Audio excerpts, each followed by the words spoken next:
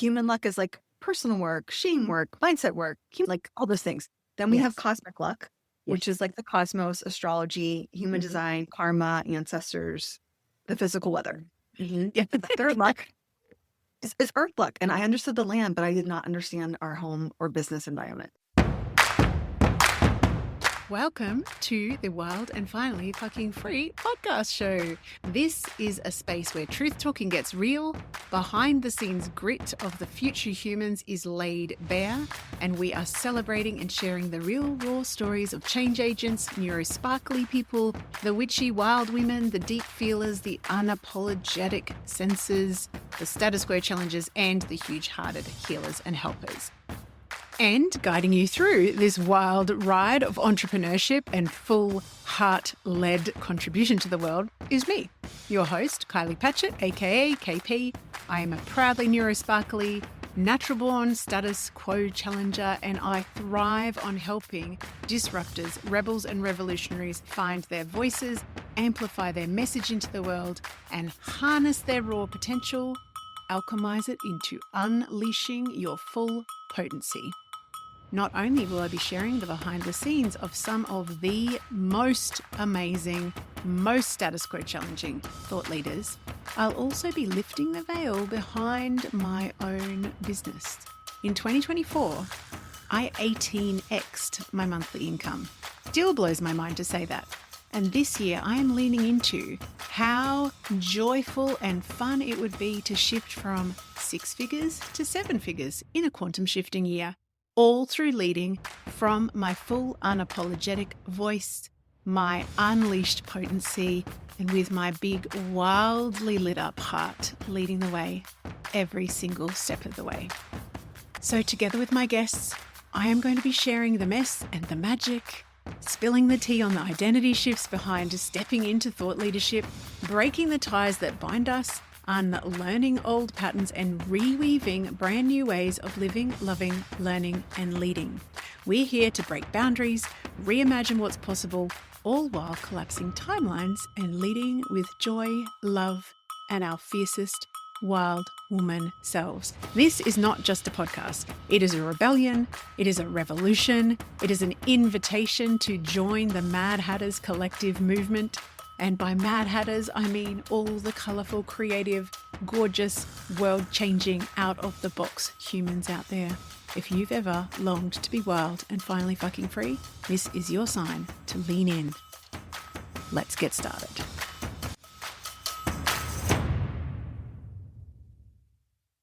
Good morning, everybody. Welcome to the podcast. I have Amy Babish here, and I'm so freaking excited for this conversation. Hello, Amy. How are you? I am so excited to be coming to you from outside of Washington, D.C. on Dove Land. So beautiful. So beautiful. What's the temperature like today for you? We're having like spring. It's chilly and sunny and golden sun, but also it's muddy. So that's spring here. You had me there until the mud. Yes. Now, I came across your beautiful self through Sam Garcia, who I'm always talking about on this podcast. She attracts the most gorgeous humans into her orbit, doesn't she? And and I just became like, I've been a little bit obsessed with you. I'm going to be honest. I've been girl crushing from afar. And then yesterday you had me on your podcast. And so I get to start 2 days running with Amy in my life. For those who haven't come across you and your, like I've got so many questions about all of the magic that you weave together, but can you please try and capture yourself just as a general introduction? A general introduction is I had a very traditional background. I was I'm a credentialed art therapist and a licensed psychotherapist still.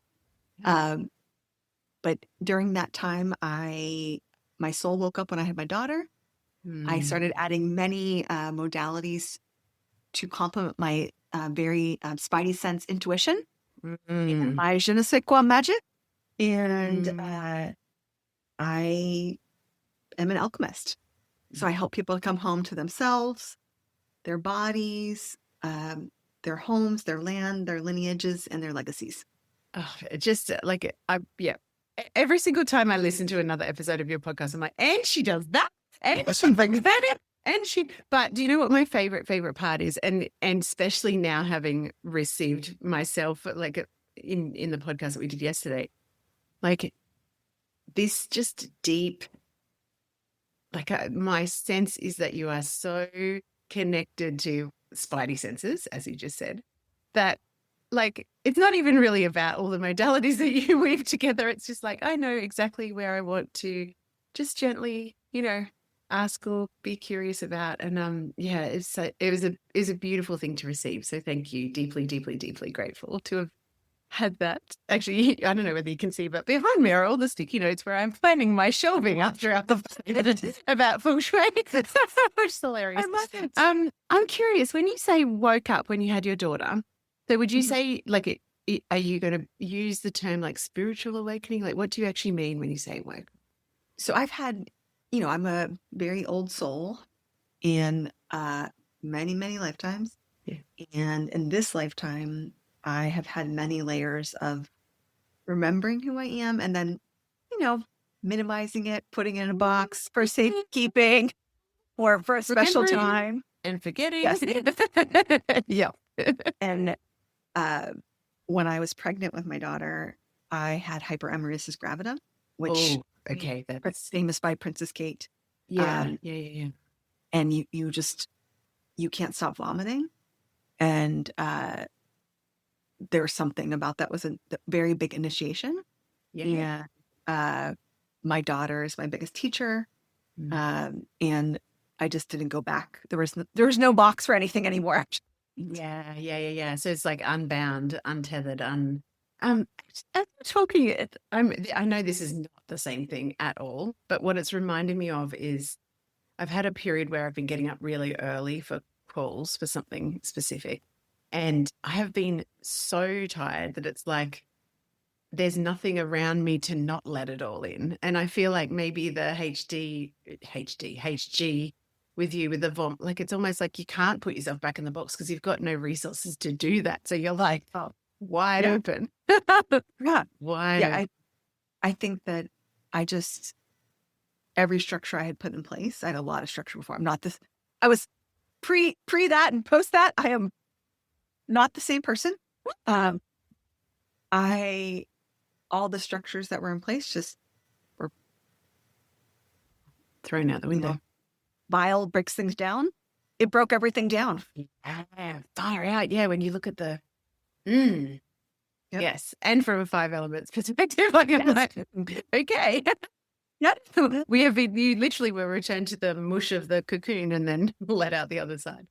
It's very cool. How did you, when you started, because you were already, so when you think back to before that, like the psychotherapy and the way that you held space for people then, was it also, do you look back and go, that was quite a rigid may not be the right word, but like the right way and the wrong way of doing psychotherapy with people? So I went to one of the first art therapy programs in the world for graduate school, which is GW art therapy program. And it was a Freudian program at that time. Wow. Just beginning to come into like a more modern practice. Yeah. And so we were analyzed. And so I come from a very complex background, as do most healers and helpers. Yes. And I started to understand why I chose it. And very different than talk therapy, I think art therapy gave me, with the expressive materials and the modalities, it gave me a way to not reinforce the rigidity that was coming through Freudian paradigm. Yeah. And then for the first 10 years of my career, I was a sex abuse and sex trafficking art therapist. Yes. And drug trafficking. So, and this was during the time of The Wire on HBO, when I was working with the kingpins that were middle schoolers in high school in DC and girls that were being sex trafficked before it was like really realized. And so I was doing things with a lot of intuition that my supervisors and mentors didn't quite understand, but I think my healership was there because it's who I am. It wasn't the modality. And the efficacy that I had was just like, they couldn't understand it. Yeah. So now I know how to articulate that. Yes. But I think that they thought I was like hacking the system somehow, like You can't really What have is she something that's doing? super complex. And I had a supervisor. You have two internships in graduate school when you're a therapist. And my first internship was it was a special education school in DC, and it was like all of the most challenging, most super multi-system involved kids. And it was 25 of them in one school, up from five years to 21 years. And the staff, there was 30 staff. And it was an all black staff, all black students, and only myself, my supervisor, and my other peer art therapy intern were white bodied. And I think being really understanding racism back and white privilege and all the things back in 2002, I was initiated in a different way that also allowed my craft to be quite different than what I was learning in graduate school, what I was learning from professors, what I had in my practice of clients for those first 10 years. Yeah, I'm always talking about the golden thread that runs through people's lives, and the perfection of you being in that specific, like I could already see it's like, as you said, healership, like this natural ability to see and feel and sense and all of those things. But then, I love how life then meets you and gives you the environments to bring it to the surface. I feel like I want to ask about, like, when you're adding in modalities after you wake up, like, I'm curious about, like, how, like, did you just follow your, like, curiosity, intuition? Because there's well, on the surface, at least, really, when I look at it now and understand better, I'm like, oh yeah, I can see how that, but like, which one came first and what did you get led to? Oh yeah, people ask me all the time, even people like colleagues who've known me for over a decade or 20 years, right? So the first one that came through, my ex-husband is a Japanese national. And so when we had our daughter, before we had our daughter, I said, it's very unusual to have a gaijin wife. And lots of class differences between us. I grew up very poor. Yes. He grew up in a very elite family, like samurai family. So, wow. My story is so complicated on so many levels. I chose. I love it. I love it. We may need a 4-episode podcast. So I said, we can't have a child unless we're going to live in Japan with your parents. Yes. Because I can't, no matter how much my intention is, I can't be Japanese. No. And so we lived with my in-laws in Japan for 5 months. And I don't know Australia very well, but it would be like being in an upper class suburb in a big city in America. Yes. Yeah. And even there, it's outside of Osaka, and even there, everybody would say like, "Oh, the gaijin woman who has a Japanese baby on her back." Wow. So everybody would see me. I was very like watched. Yes. And a lot of class particulars came out in that experience that I thought I had worked through all the shame that I had done in all my personal work. And it came rushing through. It's like right in my face. Wow. So at that time, my dad had sent me Brene Brown's video of her vulnerability TED Talk. And this was in 2011. Yeah. So long time ago. And so I wrote to her and I said, I work in public mental health, and can I have a scholarship to come to your training? Yeah. Wow. So that was the first layer. And then I was invited to be a consultant for her. And I was the youngest. I was the only art therapist. I was only. Yep.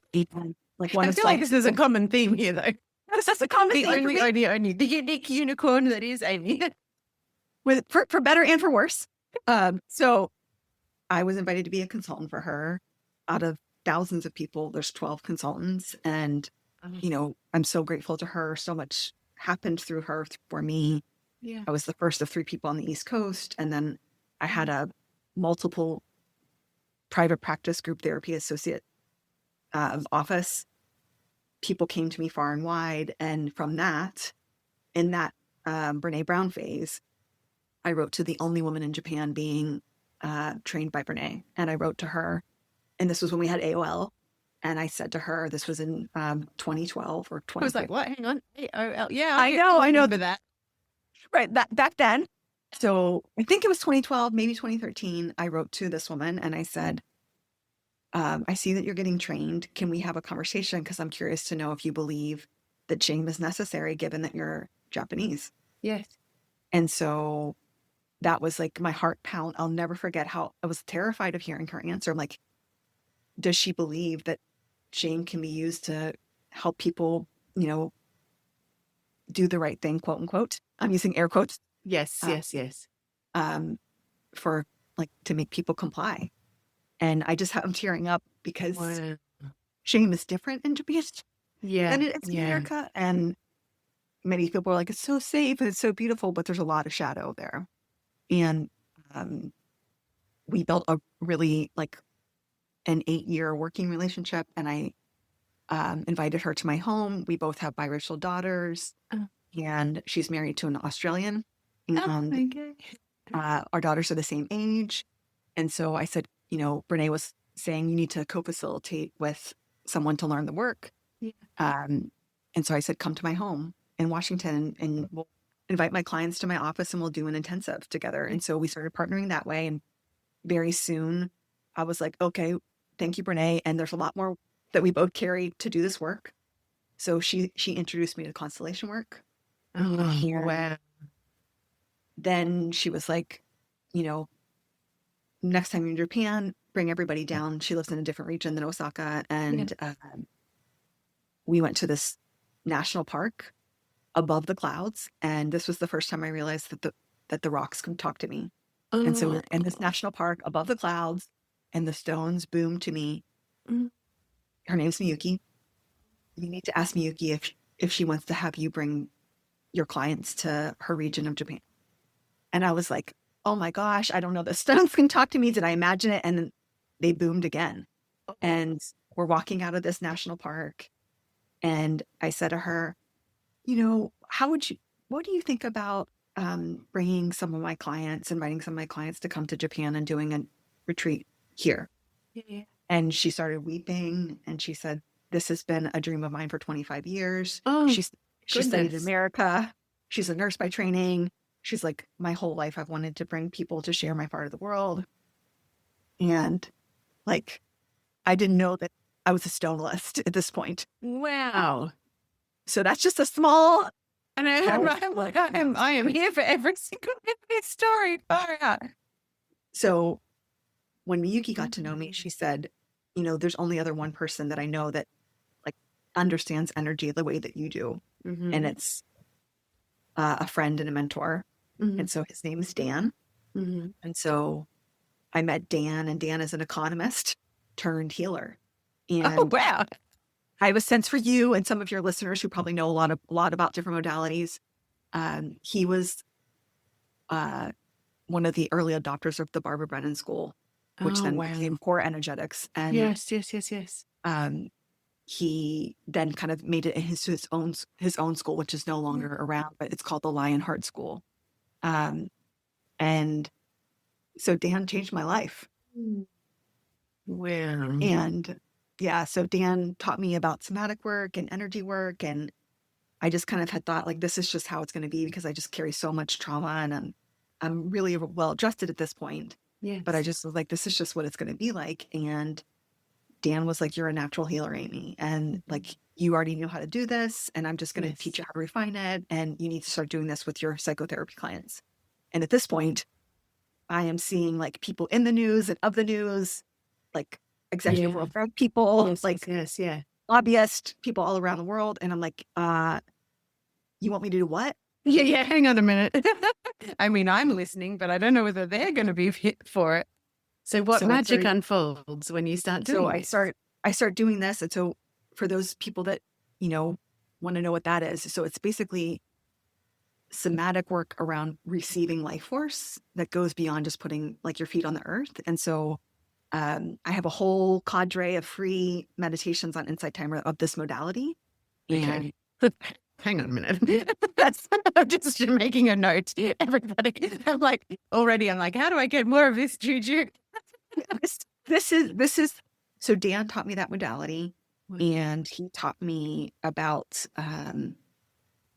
what we call, like in modern day times, like somatic experiencing and sensory motor psychotherapy. Those are developmental trauma models, Yes. and they use the 5 patterns, and the 5 patterns aren't rank order, but Barbara Brennan School predated those things. And so, just like Freud and Jung, like they all want to be like top nugget. Yeah. That So pissing competition. it, Really? it comes from that. It comes from that modality. So Yeah. I can look at somebody and not even be in person, and I can see their structure of how they protect themselves and what they've been through. So this goes outside of like Taoism. It goes outside of constellation work, but I Yeah. can look at someone's face or their hands Yeah. and how they hold their body and where they hold their body weight or lack of it. And that's what Dan taught me. He taught me so much. And Sorry, please. go ahead. Go ahead. No. I just want to, because I feel like you obviously have an innate ability to do a lot of this, but it's almost like, it sounds to me, at least if I'm understanding that,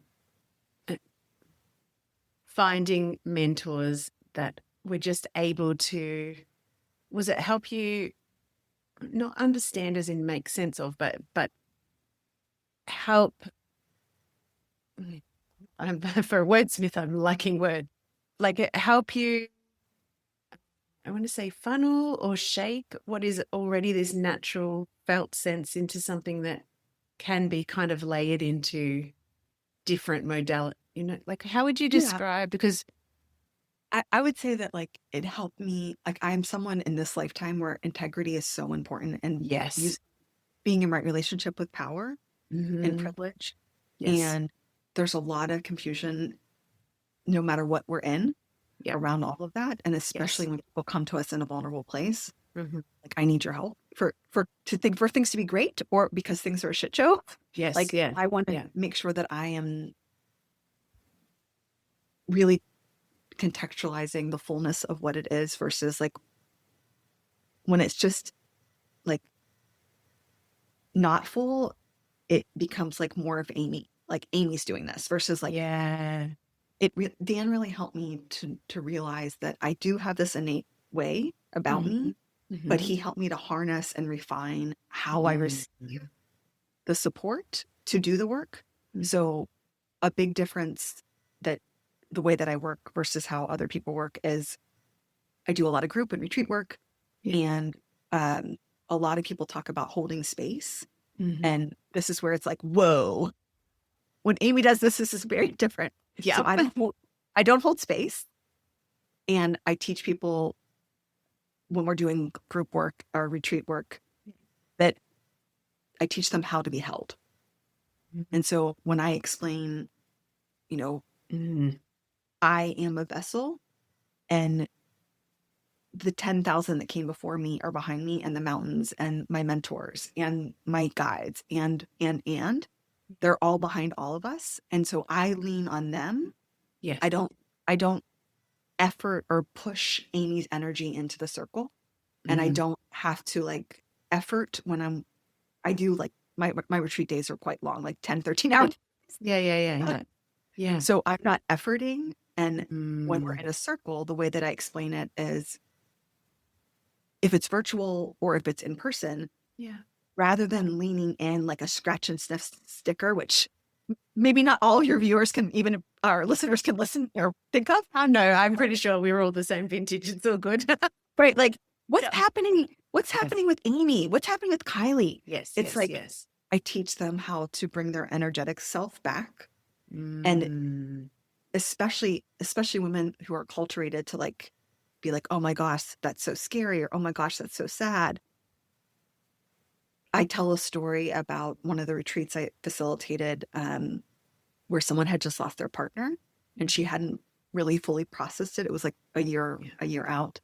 And she was sitting between two women who really thought that they were coming from like a really meaningful place. And she was sobbing, and they leaned in to comfort her. And it was quite complicated because this is a group of global majority women. I'm a white bodied global minority person. Yep. And I'm like, we're all going to take a breath.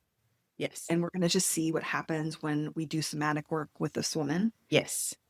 Each of us who might want to be comforting, we don't know if she actually wants that. Yes. And so we did a whole process. And I also shared from another group that a woman who had really been like kind of suffocated or overparented, Yeah. she said in a virtual group that I held during the pandemic, she said to the whole group, not knowing anyone else's background, she said, I'm so glad that no one in this group rescued me because I'm capable. And yes, I cry a lot, but like, I don't want anyone saying like, are you okay? And I shared that before I did the process work, the somatic work with the group. Yeah. And this woman like found the depth of her true self. Yes. And she was able to connect with kind of the spiritual teachings and medicine of that whole process for her. Yeah. And she was able to say, this whole year in my whole life, people have always comforted me. And I didn't know that I was capable of getting through this. Yeah. And other women in the group spoke up and said, like, I didn't know I was doing anything wrong for people when I went to comfort them. Mm-hmm. And so when I'm teaching people about really just being with the intensity of the emotion that comes up in you and the sensation that comes up in you, holding space becomes a whole different process. And then our focus isn't on like, am I holding space enough? Or why wasn't the space held for me? And it's like, that's all my own shit. Yeah, exactly. That's it. It's just total. Yeah. My mind is trying to differentiate here. Oh, I love this whole conversation. When you said culturated, like to me, I just want to ask, like, how? I know it's like it's a hypothetical question, but I would really love your just gut feel answer.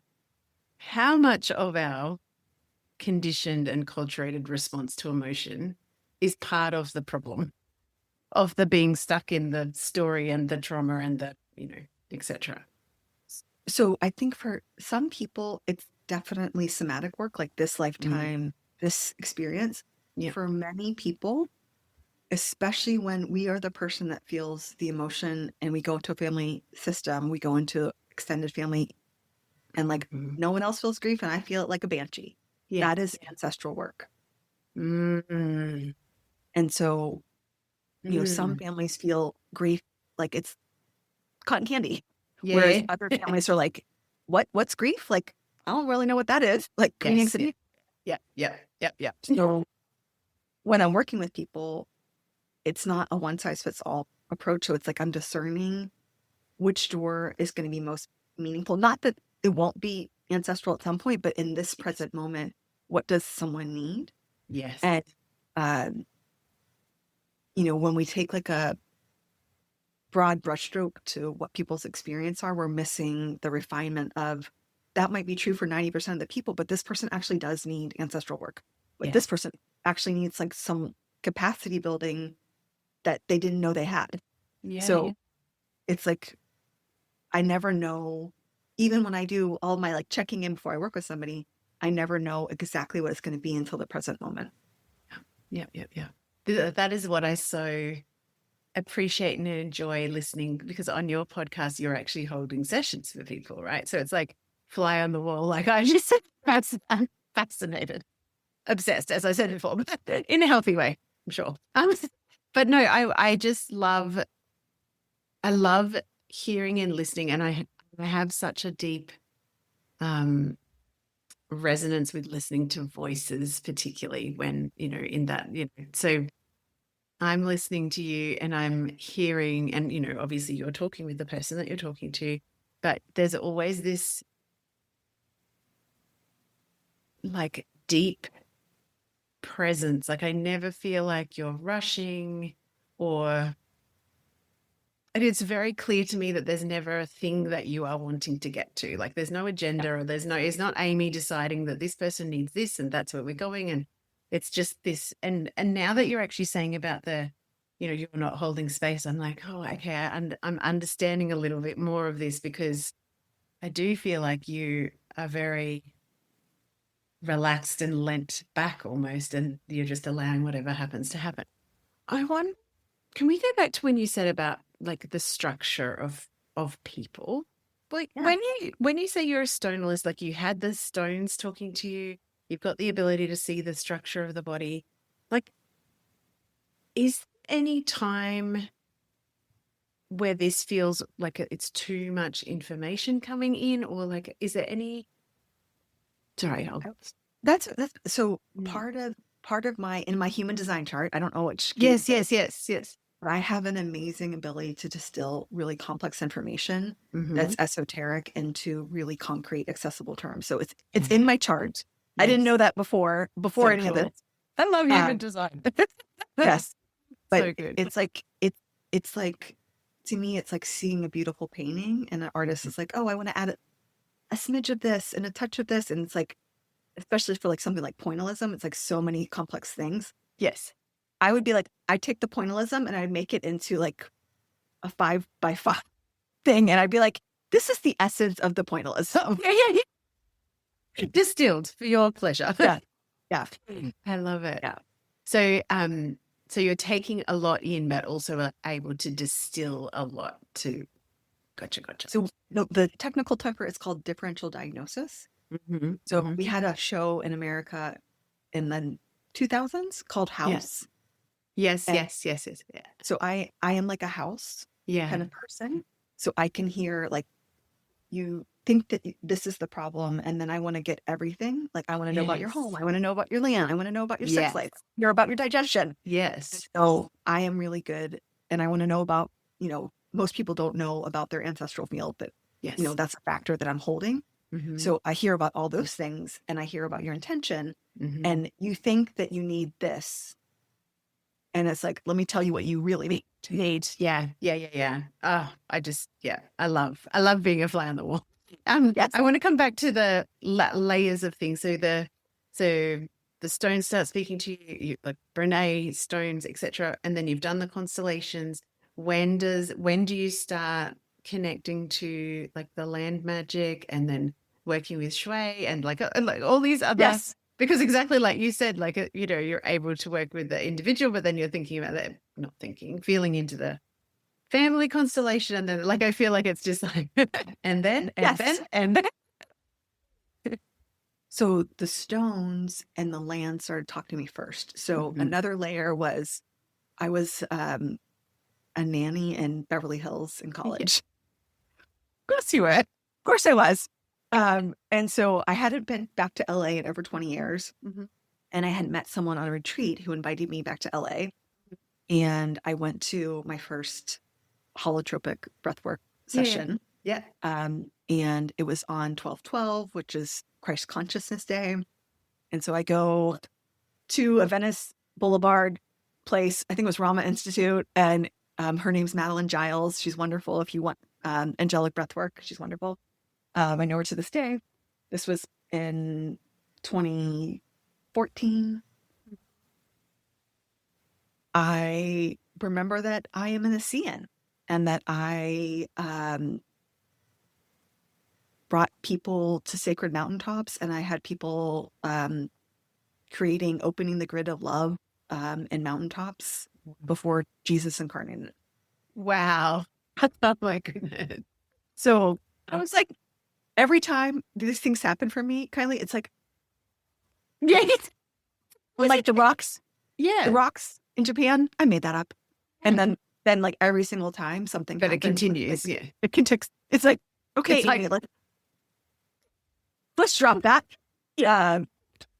So I knew at that point that I had a deep connection to sacred lands, and that land talked to each other, and that mountains talk to each other. Yeah. And I started to just be with nature more. And so I started to walk with the woods. We have a big national park in DC that people don't know about.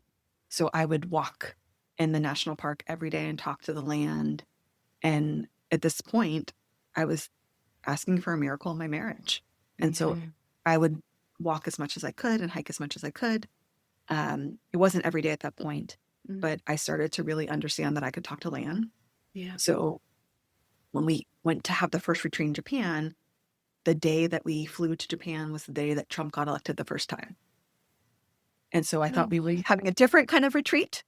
And it was not. And so I went and walked in these sacred mountains in Japan. And I just said, you know, I know I've been given incredible gifts. I live in DC. I don't think this is a coincidence. Yeah. What, what would What you can I have me do? Yeah. Yeah. And so they were like, you're going to bring together all of your clients and you're going to bring together 50 women to rise up against Trump. And it was November. And they said, you're going to do this in February. And so I Okay. had my first almost 50 woman retreat. And I brought together people from all parts of my life. Yeah. And this was before my clients really knew each other. And so I felt like such a rule breaker. I felt like, oh my gosh, I'm going to be found out. Psychotherapist not supposed to be doing this time. Now it's like, okay. But this was almost a decade ago. Yes. Yeah. And so I had everybody say their real name, their full name. So I'm Amy Christine Babish. And a lot of these people, you know, they have like national security clearances, all kinds of things. So one woman, she used to be an attorney. She's like, I used to be an attorney, but I'm really a priestess of ISIS. So my clients are like, what the hell did you bring me to, Amy? Like, what the fuck is this? And I was like, no. This is the goddess Isis. Yeah. Oh, you found. I didn't even. My brain had not gone down there. I was just going, that's cool. Right. Yes. Okay. With you. Yes. So the goddess. And, people were like, I'm I work at the World Bank during the day, but I'm really, a sacred sexual, like, goddess. Like, people would say all kinds of things. And it was like, I was wanting people to see each other as whole people. And we, at that time, Glennon Doyle was like, look for the helpers. I'm like, y'all are the helpers and y'all are going to make like miracles happen in this city. Yeah. Yeah. And so that's, every time I would go to the land. So on that retreat, I talked with the land. It's outside of Virginia. I talked to the land on that retreat, and that land I kept on getting guidance from the land. Yeah. So that went on for a while. And then the pandemic happened. And right before the pandemic happened, I started to get really curious about Taoism. And I wasn't really sure what that was about. But I have a lot of spiritual practices at this point. I'm very, I'm living a very human life, but I also have so many practices. And I have, my tantric practices. I'm a tantric coach. I have all these different things already. Yeah. But they're like, hey, Taoism, Amy, Taoism. Did we say Taoism? I'm like, really? Anything else? Yeah, really? Do we? What? I was also like an embodied dance teacher. I don't know if you know what Koya is. I don't have any reference point though. I'm sure there's Koya teachers in Australia, but Koya was a modality where it's embodied movement, and you like many people call it a dance class, but it's you remember who you are through your movement, and it's not. Yes. I'm a non-dancer teaching a dance class at this point too. Yes. Yeah. So my clients would call it sober Sunday morning dancing with Amy. So it would be more than just my clients, but like, there's a theme, there would be alchemy, there would be, collective movements around liberation and all kinds of things happening in these classes. And that's how a lot of people kind of also got to know me during these years. So I was like, I'm okay. I have all these other things going on. So then when really like the lockdown happened, my ex-husband found a new house and he's going to get married at this point. And he wants to move to another state. We've been living in this one place. It's called Silver Spring in Maryland for 20 years almost. And he is with someone who wants to move to Virginia. And I'm like, I don't know how this is going to work. So I start talking to the land and hiking 4 miles every day in the park and the creek. And so I was like, I need a miracle because I don't know. How's this going to My daughter, I don't know how this is going to work. We co-parent. Yes. So in that process, my guides say, go look at Amanda Gibby Peters. And I'm like, what? And then they told me a couple other people. And I was like, nope.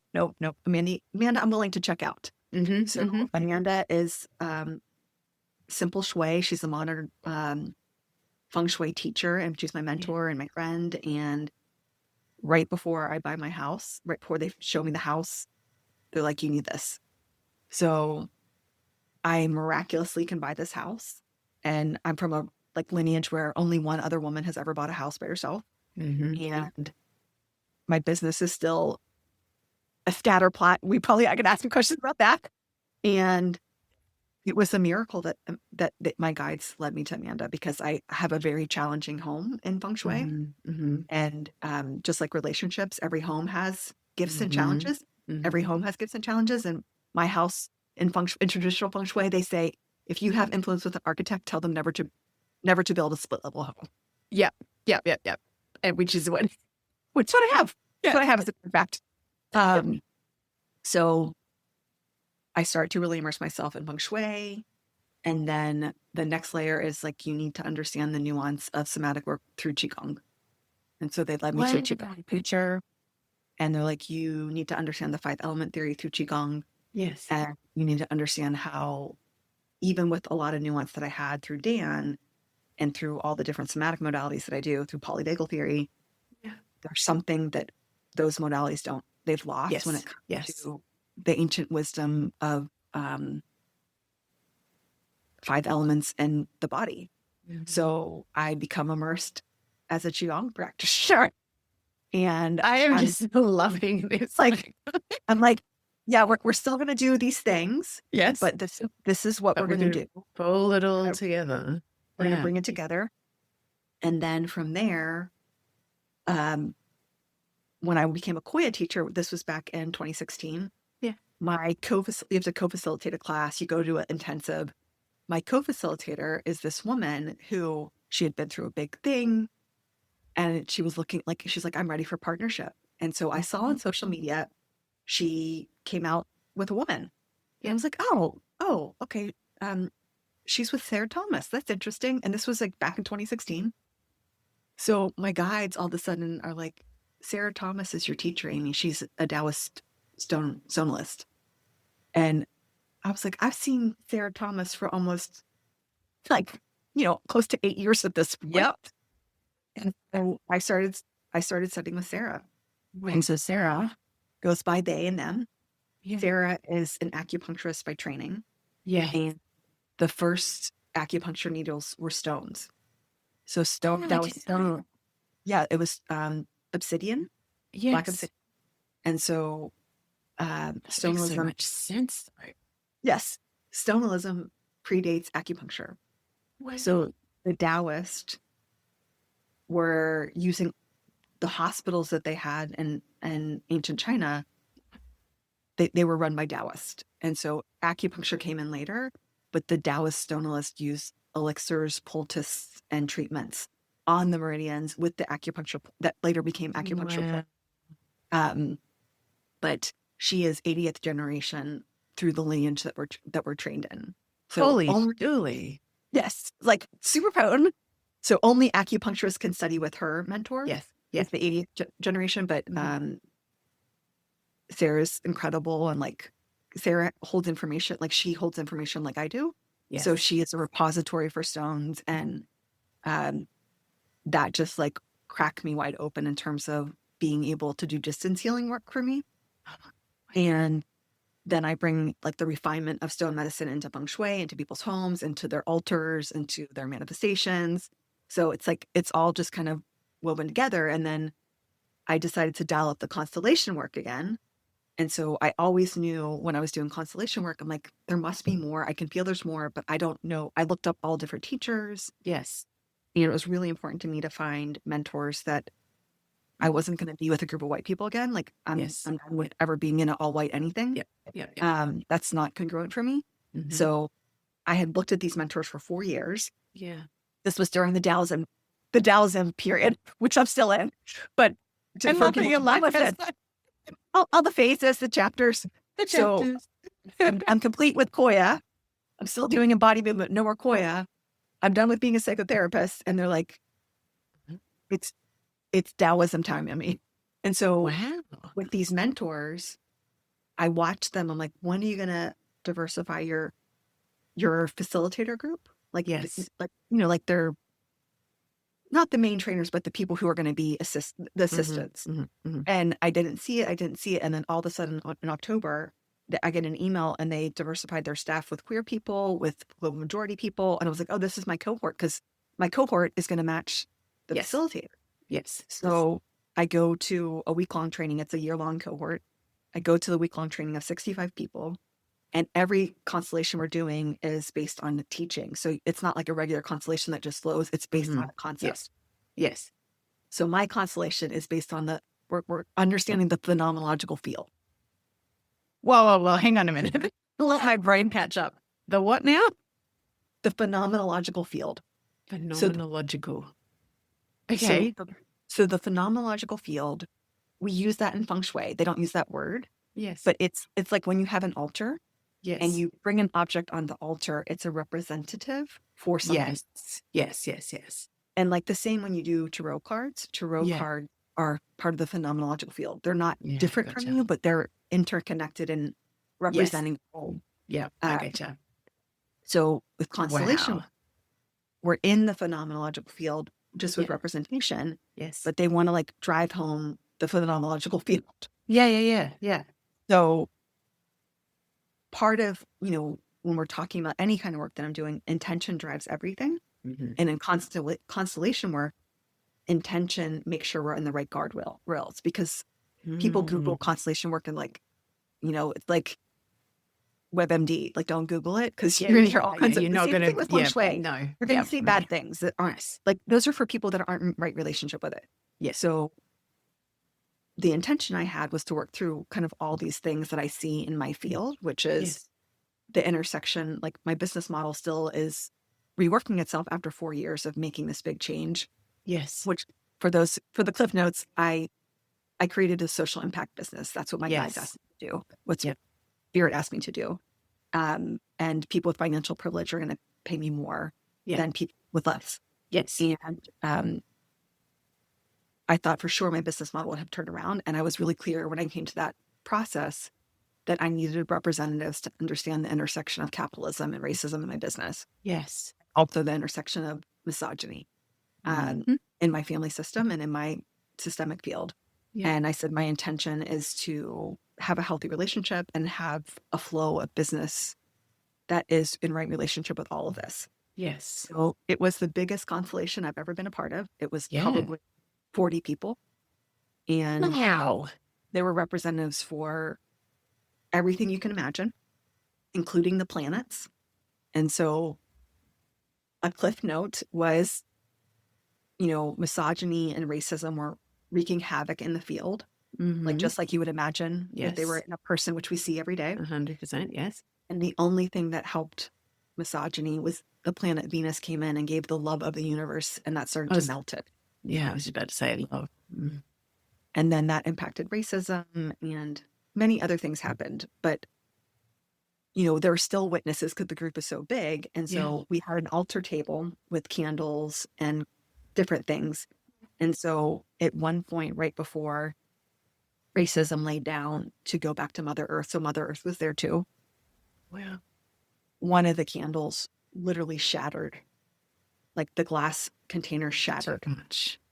And so we processed it afterwards. It was like the field is so strong in my system that something needed to break for this reorganization to happen, but no one got hurt. Yes. But something needed to shatter. Yeah. And so we couldn't have picked a better phenomenological object, did we? So far out, man.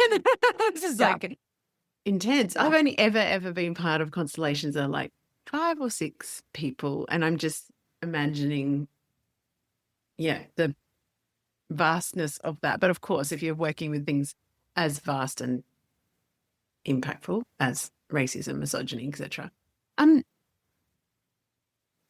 Oh my goodness. I don't my brain's catching up to me. This never happens to me. So you have outsmarted my very quick brain.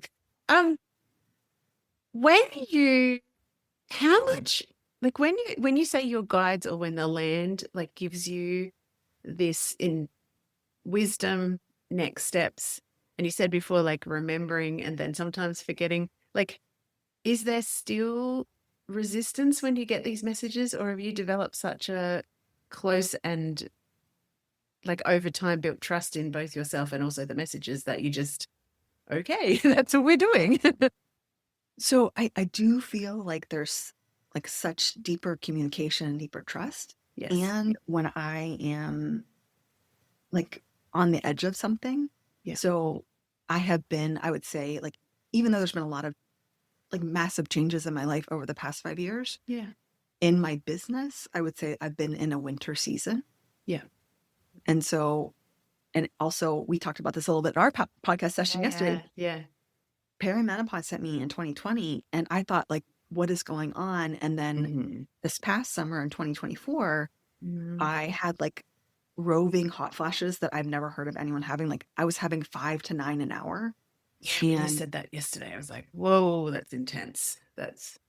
So I just I was kind of at that point, like that I was up with Dan, like, is this what the rest of my life is going to be like? Because yes, I just don't see how this is going to reorganize. And I think because I made such a massive pivot and it's so ahead of the times, yes, it is so, I believe in the next 5 years, anybody that's an expert who is understanding what's happening, we're all going to move to this kind of model, that a social impact model. Yeah. Like if you're a carpenter or if you're a medical doctor or anybody that has like an expert level skill set, there's no other way to have equity and like make things work in my mind. Yeah, I agree. So I am oftentimes like so ahead of the curve. Like I chose Brene before anybody knew who she was. Yeah. That's what I was thinking before. I'm like, what the hell is this? Like, you know, like all the choices I've made in my life have been way ahead of the curve. Yes. And like now, like even when I was doing somatic work, people were like, what's that? Yeah. Now it's always like, what's that? And now it's like, everyone's like, I do somatic work. I'm like, yes, you do. It's on a continuum. Yeah, exactly. Like, God bless. Like, I'm not here to like, yes, you channel things and I believe you. And there are people who also need expert level things that are correct. Yeah. There's a whole continuum. We could have a whole conversation on that. So now I know that I'm coming through the perimenopausal phase of it, and my business is starting to come out of the winter. I know that just like some elephants, it takes 2 years to make a baby, like to birth a baby. This human, sometimes it takes 5 years to birth some shit. So I'm like, whatever's being birthed, it just is taking more time. And so it wasn't that I wasn't hearing messages, but I hadn't been in a phase where I had to be that much surrender. Yes. Like I surrendered for 7 years to pray that my marriage was going to change. Like I really want the marriage to work out. Yeah. And even things in my other life, like my business, were really moving forward, but my marriage just was like diminishing returns and so painful. And with this, it was similar that other things in my life were changing. Like I was like the craft and the nuance and the expertise I hold now as a practitioner, I was like, I have more than enough equity work for like 20 people. But I'm like, why aren't the paid people coming? I don't understand. And part of it, now that I'm coming out of it, now that we're, also I'm a Pisces. I have a Pisces stellium for those people. Wow. Okay. Those things. And Aquarius is my 12th house. Yeah. Like I have Aquarius in my 12th house with Mercury. I'm like beyond intuitive. Yeah. And Saturn has been in Pisces and it's not done until 2026. So what I have gotten now that we're kind of coming out of it, we're going to be in a respite for a period, is that, yes, house therapy will be its own modality always with me, because that's some people just want the house therapy. Yeah. That's fine for me. But when people come into my orbit, it's like, oh, you do this? I want this too. And I'm not an a la carte person. No. And so what the guidance has been over the past 6 weeks, I was born with Mars in Cancer in retrograde. So this has been we're coming out of that for those listening. I get this feeling. Yes. I'm like, I know about this. Having to go upstream like Kendrick Lamar and speaking the truth. Like he's born with that too. So that's part of my structure. But I have a sense that my one-to-one offering is going to be like all inclusive. Yes. And I have a VIP offering, and that's not for everybody. So the VIP offering is unlimited sessions with me and unlimited Voxer, and I will come to your home. We'll do everything. We'll do all the things. It really is. Australia? Will you come to Australia? I will come to Australia. Oh, I said to my daughter yesterday, I said, I'm talking to someone in Australia and one day we're going to go there. She's like, but she's your client. I said, well, she's a client on the podcast, but it's not like that. It, she's like, are you sure about this, Mama? I said, I have a feeling about it. Me too. Yes. Yesterday, I'm like, I just met one of my new best friends. I said, it's happening. I just don't know when.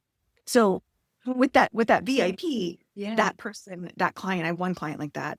Yeah. She's radically anti-racist also. And she knows that a big portion of her payment to me finances my equity work. Yes. Yes. So it's not just like I've had this exorbitant rate that's going to Amy. It's that you're paying to someone else. So my updated one-to-one offering, I'm figuring out like, I think it's going to be 3 sessions a month. Mm-hmm. And I think it's going to be at a different price point so that when I do constellation work, sometimes that's like 90 minutes or 2 hours a session. If I do Taoist stonelism, it's sometimes 90 minutes or 2 hours. If it's somatic work or house therapy, on average, that's like a 60-minute session, but sometimes it's 90 minutes. So I would give myself the flexibility in my schedule that no one has to pay extra. Yeah. And that feels really lush to me. Like that. That's what my whole team has been waiting for, like, okay, Amy, you can't keep on taking people because it's not the right match for what your skill set is and for what people need from you. Correct. Exactly. And I have been having conversations for the last 6 weeks that keeps on coming into my field with clients and myself.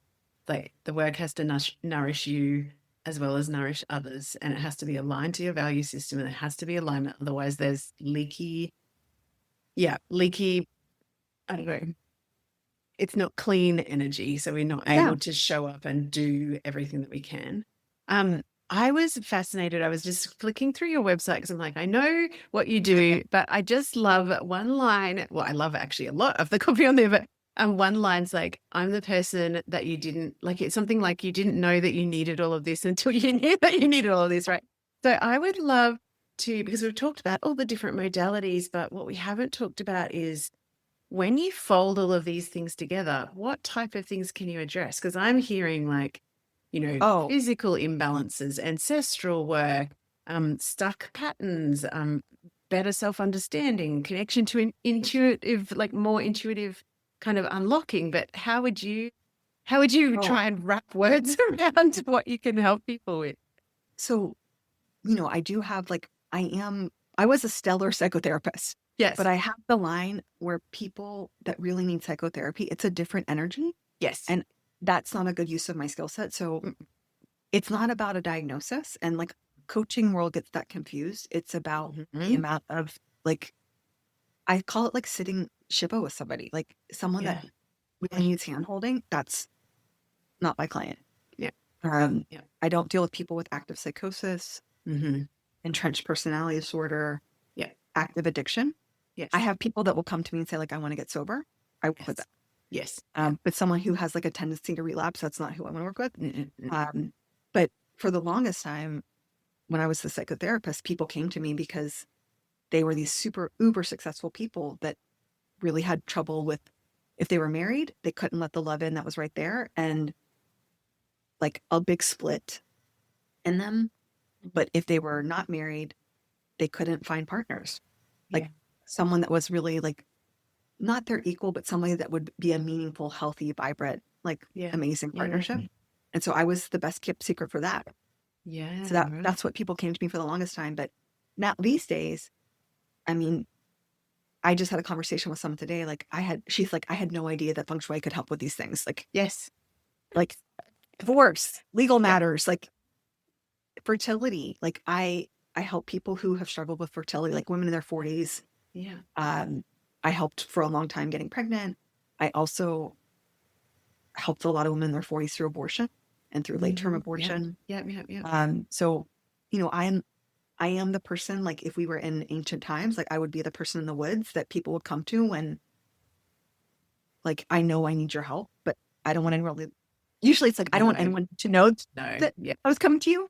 Yep. And so it's not just for like challenging things, but a lot of people that I see now, it's like, they're so clear about who they are, but they don't have a lot of people in their life that are at that place. So they're still like struggling, and then it becomes hard because it's like, I don't want to be the person like where everything is really fine. Like then my friends are like, I've outgrown my friends. Yeah. And so that's the other kind of person that I see. That's like, I had this referral that came through last year, and she was like at a Fortune 20 company, and her executive coach referred her to me. Yep. And she's like, I am like underperforming here, and this is not enough. And so we just got to work with like how good things can get, and like, let me help you get your nanny that you need. Let me help you manifest a promotion here that you really in the C-suite team. Like, she's like, I can't believe, like, she's like, I didn't know my heart was closed off. I didn't know that was the base of this. And she was like, I've never paid this much for coaching, but like, there's no amount, like, there's no, you can't put a price tag on it. You can't put a price tag on like how we got through the work. And like, we didn't even do that much hard work. So like, sign me up. I don't have to re-traumatize myself to get all this done. Wow. So that's like, some people, it is a slog. For some people, we got to do like really, not just like physical elbow grease, but like deep, spiritual, ancestral elbow grease kind of stuff. But other people, it's like, it wasn't that. So it's a scatter pot of different kinds of people that come to see me. And people work with me to birth books, to birth businesses, to birth all kinds of, whatever you need. Other than a conversation yesterday about, I'm like, I did not, like, I thought that what we're going to be talking about was just not that it's just, but, new office, placement of things, et cetera, et cetera. And you just opened up so many, like, light bulbs of awarenesses, and particularly things that I knew were there, but I hadn't, like, the remembering, forgetting thing, like, like this is, and I don't know, like, I got off our podcast and I was like, I think I just remembered who the fuck I am. That was like, but that's just that self-seeing and self-recognition as a result of, some sort of, and you use the word alchemy. I was like, yep, that was it. And I'm like, but I want to, I heard you explain once before, although I think it was you, it may have been, I feel like I've also listened to Amanda Gabby Peters, so it may either one of you, but just to help people understand, the way that I understand it is that we are traveling, like there's, our system, our energy, our physical body, our emotional, like all of the layers of us. Then there's the astrological, whatever's happening. Yes. And then the third kind of thread that people don't realize they can impact so much is their physical environment and the land that they're on and that relationship. Is that, it was you, wasn't it? I'm pretty sure that was you. Yes. And Amanda might have, so I did learn it from Amanda, but she really didn't share it publicly. And I started sharing it publicly because I was like, people need to know. It's called the Taoist Trilogy. Yeah. So the Taoist Trilogy is from ancient Taoism. Yeah. And it's called Human Luck, with most of our people. That's right. Luck, yes. Human luck is like personal work, shame work, mindset work, like all those things. Then we have cosmic luck, which is like the cosmos, astrology, human design, karma, ancestors, the physical weather. Yeah, the third luck is earth luck. And I understood the land, but I did not understand our home or business environment. And so when we have a tendency to be like, I just need to change my mind about this, I need to think about this differently, we're putting too much power into something that doesn't have the same amount of impact. Yes. That has been my entire life. Like, I even trained in many, many mindset modalities back when my first iteration of my business. And I was really became, like you can get so locked in, and I'm like, your mind can only perceive like tiny amount. And also I've become so much more clear lately about like the mind's job is to like box, differentiate, discern, like that, it's a real like this or that. Whereas like our heart merges and our body senses, and like there's so much more nuance and understanding and wisdom and depth there. And all this time, but then I look back at the way that, the family I grew up in, like, this was very like chin up is where your worth is, connected. I feel called to, I know I'm going almost back to the beginning, but I wanted to ask you, you've said a couple of times, like you have a complex history, like your own history. What would you I'm interested to hear what you would say about, because I do, as you have already alluded to, like that pattern of like lots of healers and helpers go through, big, transformation and potentially trauma. What is your thought? What are your thoughts on that? I'm interested to see, like, yeah. So I think the confusion that happens is that what has been like really unfortunately promoted in the coaching industry, and especially among unfortunately business coaches, Mm. is because person X healed themselves through this breath work or through this mindset work or through this yoga practice or through their channeled process. It becomes really confusing when that's promoted as that's the way you should use a one size fits all approach for everybody. And that's really hard. And then also when we carry a wound of, this is constellation work, when we carry a Yes. wound of being a parentified child, Yeah. where we had to be the big one. Yeah. And our parent, Put my hand our up. parent, yeah, either Mm. under functioning or addiction or abuse, where we didn't have a stable caregiver. Mm-hmm. That's a lot of people. Yeah. You can't, in the flow of life, become the big one. And so we carry the confusion then. For this kind of person, what happens sometimes is we go to training programs and we pick mentors that can't show up for us. Yeah. Or the other confusion that happens for this kind of person is we want our students or our clients to give us the affirmation or appreciation. Oh my goodness. Yes, that is a massive red flag. I'm seeing that a lot at the moment. I'm seeing that a lot too. And so all of us carry wounds, but it's like, do you have the support to help you to see the whole picture of, are you coming from like a healership place? Like, yes, you've healed your wound, but there's a difference between healing your wound and being able to be a healer. Yes. Yeah. 100%. And that is the next layer of where we're headed. And I think with everything that's going on, that's going to be clarified in the next 3 to 5 years. That my hope is that people have the humility to say, I'm sorry, I shamed you. I'm sorry, I made you pay me more money when I had no business asking you for money and I didn't have the skill set. Yep. And that people, like I saw someone just the other day, she was a business coach and now she's a completely different, like how to be a stay-at-home mom and have friends group. And you don't always have to tell a story in your business story, but like, I really hope that people are able to see, like, this is where my gifts could actually be appreciated. And this is where my skill set is. This is where my expertise is. Yes. Versus the confusion that business coaches say is like, if you just did this and you just told your story more, you marketed more, it's like, that is such confusion and causes a lot of harm. Yeah. Yeah, exactly. Yeah. Causes so much harm. I've actually had a post. I mean, I often have things writing in the background of my mind. I used to be a forensic biologist, my very first like career, and something that we used to be like so drummed into us in those days, like you're giving expert witness testimony, so you're on a stand and potentially, for weeks and weeks on end, and you learn to be extremely discerning with what you can and can't answer. And the standard reply is, that's outside of my area of expertise. You'll need to redirect your question.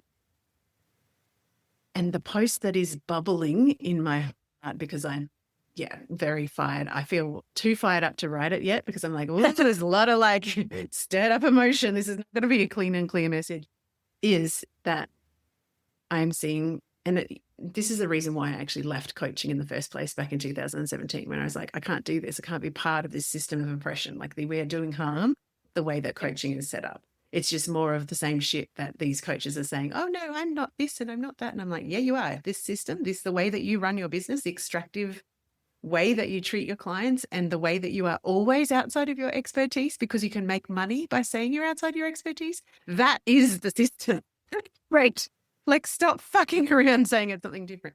But yeah, I'm so glad that you, raise that, because I feel like the people with the integrity to not step outside, or who, like yourself, are drawn to the new threads to to weave in and answer that call.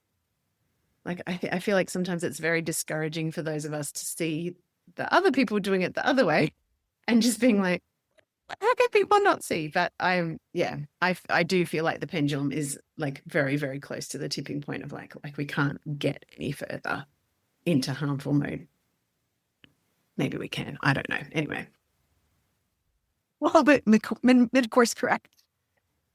What can we do with the shui to try and sort this shit out? There's a lot of intentionality coming through this person. I'll tell you that. Yeah. More, people have been through so much harm, mm-hmm. and they put their trust and their energy and their time and their money and their hope into people who mean it's not about having good intentions. Just like anything else with oppression, it's not about that. So my hope, my intention, my prayer is that the system, in systemic work, the system always rights itself with the right resource. Yes. So the right resource will come in. Yeah. And maybe that's the wintering too, right? It's like, maybe you've been wintering to store up your acorns of energy and resourcing ready. And I wonder that about a lot of us. Oh my goodness. So many more questions, but I'm going to tie up. I would love for you to share. So you have an amazing podcast. You also have, like, I know that you're re-zhuzhing offerings at the moment, but is there anything else that you would like to tell people about how you can be found or how they can tap into your beautiful medicine? I have a newsletter that I occasionally write for. Yes. And I am going to be birthing an offering. I think it's going to be coming maybe in May. Yeah. So it'll be after this podcast launches, maybe May or June. But I do sense a virtual group is going to be birthed that ends with a week-long retreat someplace. And I don't know where that's going to be yet. But my other year-long program is 4 retreats at my home, which is quite hard for people to get to, especially from Australia. Oh, I looked at that. I looked deep into working with you in that offering. I was like, I really want to do this. But yes, please tell us more. So I'm feeling into that group and where it's going to be, but it would probably be something like 2 groups a month. Yeah, and gorgeous. You get to do, some process, but mostly constellation work with me, which is supercharged and amazing. Yes. And so that feels like that is the next group offering that I'm going to have to give people some flexibility where it's like, okay, 1 week I can do my schedule, my calendar, but I can't do 4 trips to someplace. Yeah. That feels like the next thing that's going to be birthed. Oh, that sounds luscious. Please share if it's becoming clearer before we start. Yes. Please share so we can put it in the show notes. So, Amy Babish, I just love every single cell in your body and everything else that makes you up.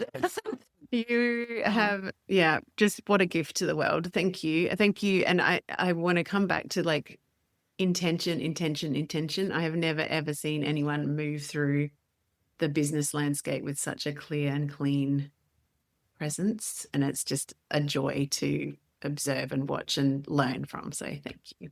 Thank you, Kylie. That you've seen a lot of people, so I take that. I've been seeing that with my whole being, and thank you. And I know that our paths are can continue to intersect and unfold and evolve and all good things. And thank you. I feel like we need to meet again tomorrow morning just to make. I know, just to keep it rolling. I mean, yes. And one day I will see you under the big cosmic sky in Queensland, and I will remember the moment you shared that with me, and it will live in me forever. Oh, thank you, Sam. Thank you for coming and sharing your story with us. Thank you.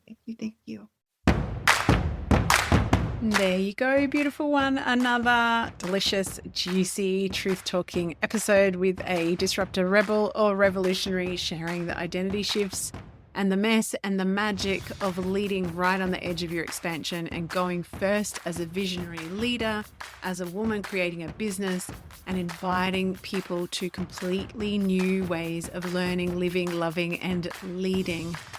It is not lost on me that you have invested your time and your energy in listening to the show. I am so grateful for your beautiful heart, for the work that you do in the world. And I know that if you're here, you are more than likely one of what I call the Mad Hatters. So the quirky, colourful, creative, out of the box, often neurosparkly, paradigm shifters and thought leaders. So I'm so grateful that you're here. If you loved this episode, which I'm sure you did, please do me a favor and share it with someone else who needs to understand that their quirkiness and their full unapologetic self-expression is more than enough, and in fact is the secret sauce to growing a wildly successful, abundant, nourishing, sustainable business. So here is to us, the Mad Hatters, the crazy out-of-the-box people saying no to old paradigms and inviting into the new. And if you'd love to go the extra mile, please make sure that you subscribe on the platform that you're on so you never miss an episode. And hey, it would be sweet, sweet, sweet if you would leave us a 5-star review. It means the world to us, and it helps us get this truth talk and this magic and this power out to even more Mad Hatters. So have a beautiful day, and I will speak with you next week.